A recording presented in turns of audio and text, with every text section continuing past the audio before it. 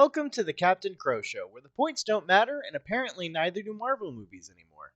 Not only was the first half of the movie a boring history lesson about things most Marvel fans already knew and could have definitely been left out of movies, but overall it was nearly pointless.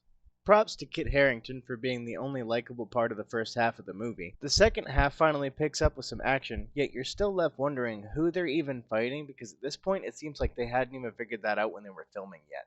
From the halfway point, it's pretty much just action sequence after action sequence that leads to rapid and really obvious plot points that barely hold your attention more than the first segment.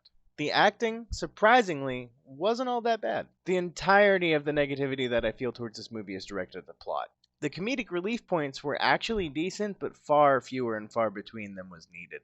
Even Angelina Jolie held up to the others in terms of quality acting. Salma Hayek was barely in it. My favorite parts of the movie were basically every scene with Kumail Nanjiani's character, and I probably butchered that, but the on-screen chemistry with him and Harish Patel were flawless, and you could take away the rest of the movie aside from his parts, and I would be happy. There was, however, one point in there where people laughed when it wasn't the aim of the scene. At a point toward the end, Richard Madden made a face that made half the theater I was in burst out laughing because he made a cry face that I can only begin to describe as the fake Rittenhouse cry face.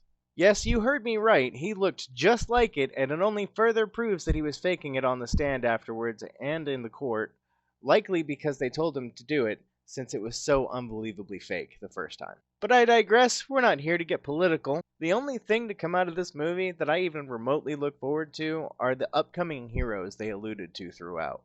As for the Eternals themselves, the only thing it proved me wrong on was the fact that I could, in fact, care less about them.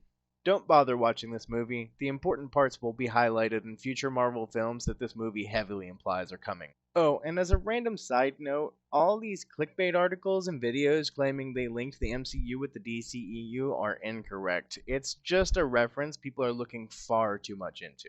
Thanks for watching. This has been your update from The Captain Crow Show. If you like this video, don't forget to like and subscribe for future content.